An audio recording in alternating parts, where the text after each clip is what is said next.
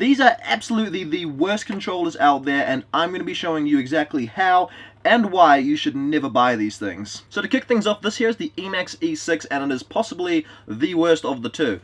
I actually didn't buy the controller on its own because it came with a kit, and it worked great for probably the first 5 hours, actually starting to learn FPV, trying to get my, thoughts into it, understand it a little bit. It's a little bit of a janky plasticky controller, but that's what I expected. What I didn't expect, though, was that about 5 hours into the simulator, and I mean only the simulator, this controller started to get really jittery and jumpy, specifically on the throttle. So anyways, I tried to continue to use this, but it progressively got worse and worse and worse, and so I went and did a bit of research, and I found this little bad boy. Now this thing got recommended to me many times. It's the Beta FPV Light Radio 2S, I think.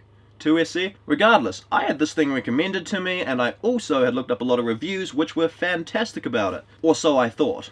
Now, this controller feels a lot better. It feels quality, everything actually feels really smooth. Anyways, this controller was looking really hopeful. I was starting to get used to the controls, the feel of it.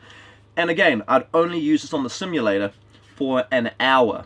And after 1 hour, I am not joking you, 1 hour on the simulator, the throttle and roll gimbal here started to show signs of exactly the same thing that the Emax controller did. These are completely different brands, like they are not at all the same, but it's doing the exact same thing. So the gimbals were screwed, and I was like, okay, whatever, this is a bit of a defective product, that's cool. And I got in touch with the company who sold it to me, and they're like, yeah, it's a bit of a known issue with these, we're going to send you another gimbal. So I was like, sweet, the gimbal will be sweet. So I installed the new gimbal, and I was like, thank goodness, it is back to normal, it's not a defect, it's just, a little bit tragic of a start. And so at this point in time, I've still only been on the simulator, that's the only thing I've ever been on, put another 3 hours on it, and yeah, the same gimbal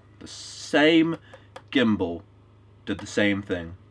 Jitter and jumping. In saying that though, I did actually use this for my first flight, and it was actually a lot scarier than I thought, because when you're in the air and you're holding this and you're going up, suddenly it's like dropping down and dropping back up. So that kind of made it a little bit more of a scary flight than it needed to be, and I didn't feel in full control.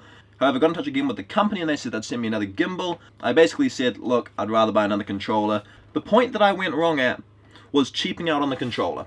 Altogether, that there is only about, $120 of the controllers. And for that fact, I was like, screw it, we're going to invest into this.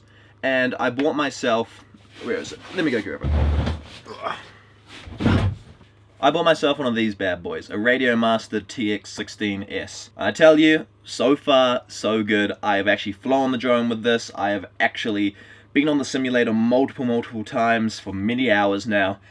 It's holding up so well. I have to say, everybody was right, and I never listened. So again, to clarify, this is coming from a beginner here. If you're going to be getting into the hobby, just buy yourself one of these. It doesn't matter if you're a real beginner, buy yourself this, and seriously, they hold their value. You can resell this for maybe $50 less, and then boom. Other than that, thank you for watching, and we'll catch you in the next video. See y'all!